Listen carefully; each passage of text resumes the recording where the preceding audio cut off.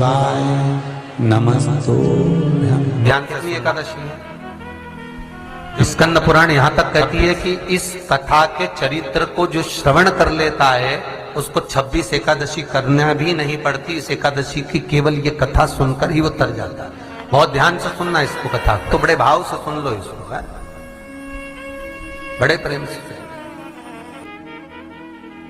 इसलिए सारी एकादशियों में निर्जला एकादशी की महत्वता शास्त्र प्रमाण करता है महाराज। निर्जला एकादशी का उद्यापन जो करा जाता है, उसका उद्यापन और प्रदोष का जो उद्यापन करा जाता है, इन दोनों का क्रम लगभग एक जैसा है। तो निर्जला पहुंचे है, और निर्जला ने जाकर भगवान नारायण से निवेदन करा। भगवान विष्णु ने पूछा, क्या बात है निर्जला, आज तुम खेलती हुई यहां पर आकर खड़ी हो गई, क्या हुआ क्या है? क्या तुमको गौलोक धाम में आनंद की अनुभूति नहीं हो रही जो तुम बैकुंठ में आई? निर्जला घूमती घूमती भगवान के सम्मुख में पहुंच गई। भगवान ने पूछ रहे हैं, बार बार पूछा, निर्जला हुआ क्या तुमको?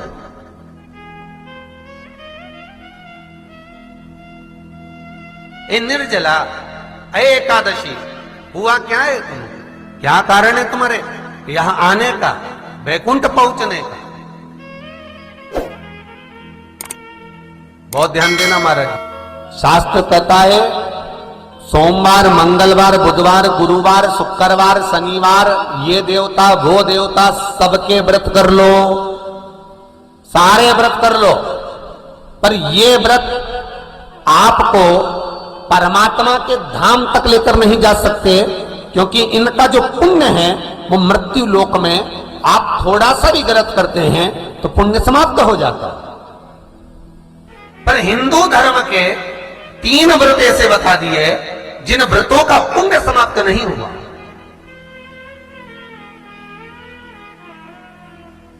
हिंदू धर्म के 3 व्रत ऐसे हो गए जिनका पुण्य समाप्त नहीं हुआ महाराज। जिनका पुण्य प्रबलता में बढ़ता गया। पहले नंबर पर एकादशी, दूसरे नंबर पर प्रदोष, और तीसरे नंबर पर शिवरात्रि।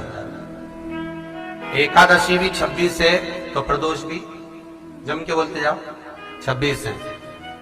शिवरात्रि केवल 12, केवल 12, और अगर अधिक मास की पड़ जावे तो ये 13, पर अधिक की आय तो 13 है।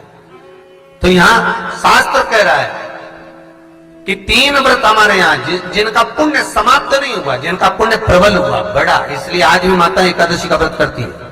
और एकादशी का व्रत कर कर अगर कोई जीवात्मा को देते हैं, कोई मर भी गया तो उसको एकादशी का दान देते हैं।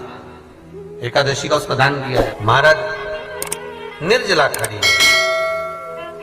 पूछा क्यों आई हो, क्या कारण? निर्जला आई, तब लक्ष्मी मैया उठकर निर्जला के करीब में गई। निर्जला बहुत सरल थी निर्जला। कहते हैं कामा एकादशी सबसे लंबी है। कौन सी एकादशी? कामा। फिर मोक्षदा उससे नीची है महाराज। और निर्जला जो है बिल्कुल छोटा स्वरूप है। निर्जला का मतलब देखा जाए तो केवल 2 चोटी करी हुई है। मस्तक पर भोर लगा हुआ है निर्जला के, माथे पर बिंदी लगी हुई है निर्जला के, सुंदर गले में तुलसी की मालाएं पहनी है निर्जला, हाथ में जो हथ फूल जैसी माताएं पहले पहनती थी, आपको ध्यान में होगा, ऐसा बड़ा फूल होता था, अंगूठियां पड़ी होती थी, हाथ में ऐसा लगा रहता है। तो निर्जला हथ फूल भी तुलसी के धारण करी। बड़ा सुंदर स्वरूप है माता निर्जला का महाराज। छोटी है तो माता लक्ष्मी उनके पास में गई और निर्जला से जाकर पूछा, निर्जला तेरे आने का कारण क्या है, तू बता। नारायण आपसे पूछ रहे हैं कि क्यों आई हो, किस लिए आई हो, क्या है तुम्हारे आने का कारण? निर्जला ने कहा, मेरी विनती केवल इतनी सी है मां, कि मैं ये चाहती हूं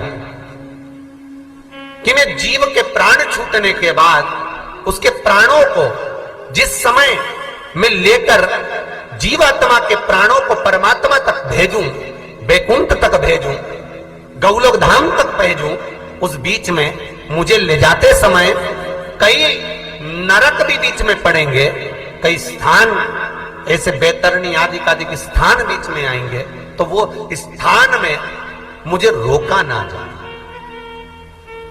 मैं सीधे भगवान के धाम पहुंच जाऊं। ऐसी कृपा, ऐसी दया।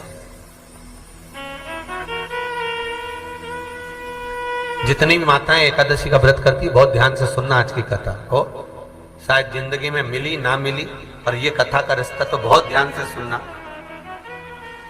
स्कंद पुराण यहां तक कहती है कि इस कथा के चरित्र को जो श्रवण कर लेता है उसको 26 एकादशी करना भी नहीं पड़ती। इस एकादशी की केवल ये कथा सुनकर ही वो तर जाता है। बहुत ध्यान से सुनना इसको, कथा को। सबसे पहला नियम एकादशी व्रत का, सबसे पहला नियम है कि आप जिस दिन व्रत करो उसके एक दिन पहले भक्ति का संचार इस हृदय में करो। भक्ति का संचार इस हृदय में कर लीजिए। जिस दिन आप व्रत करो, जैसे एकादशी का व्रत कर रहे हो तो दशमी के दिन शाम का समय जब आवे, रात्रि जब होने लगे, शाम का समय आवे और रात्रि का आप जब भोजन ग्रहण करो तो उस भोजन में कोई ऐसा पदार्थ ग्रहण मत करिए जिस पदार्थ के कारण आपकी एकादशी बिगड़ जाए। कोई बेकार भोजन में ग्रहण नहीं करना, श्रेष्ठ भोजन ग्रहण करिए दशमी। और एकादशी का दूसरा नियम बहुत ध्यान से सुनिएगा। जिस दिन आपकी एकादशी का व्रत हो उस दिन प्रयास करिएगा कि अपने हाथ से किसी भी वृक्ष की कोई पत्ती टूटे ना। अपने हाथ से किसी भी वृक्ष की, पौधे की, किसी भी वृक्ष की पत्ती अपने हाथ से ना टूटे। बहुत ध्यान दीजिएगा महाराज। एकादशी का ये दूसरा नियम है कि अपने हाथ से किसी पौधे की, किसी वृक्ष की, किसी डाली की कोई पत्ती टूटे ना, कोई पत्ती ना टूटे, इसका प्रयास करिए।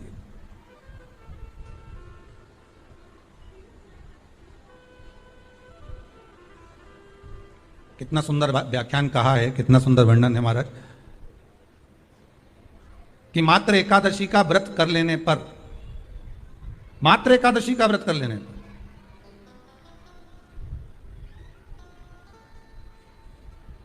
जो पूर्व में किया गया हमारा पाप कर्म है, हमने किसी जीव की हत्या करी है, हमने किसी को कष्ट प्रदान करा है, हमने किसी को अपशब्द कहा है, हमने किसी को ताने दिए, हमने किसी को आड़ा टेढ़ा कहा है, हमने किसी को गालियां दे दी है, मात्र एकादशी का व्रत ही कर लेने पर ये सारे जो दोष हैं वो समाप्त हो जाते हैं। सारे दोष हमारे समाप्ति पर आ जाते हैं।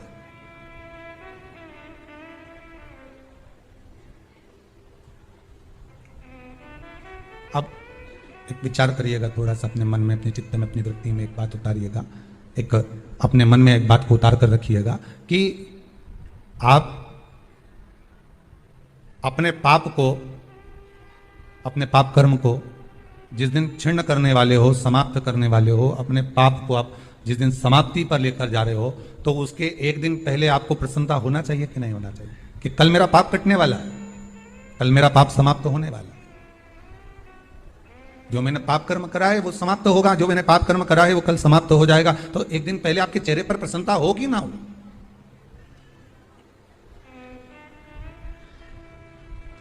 और चेहरे पर वो प्रसन्नता आपके आना चाहिए कि कल मेरा ये घर आ गया।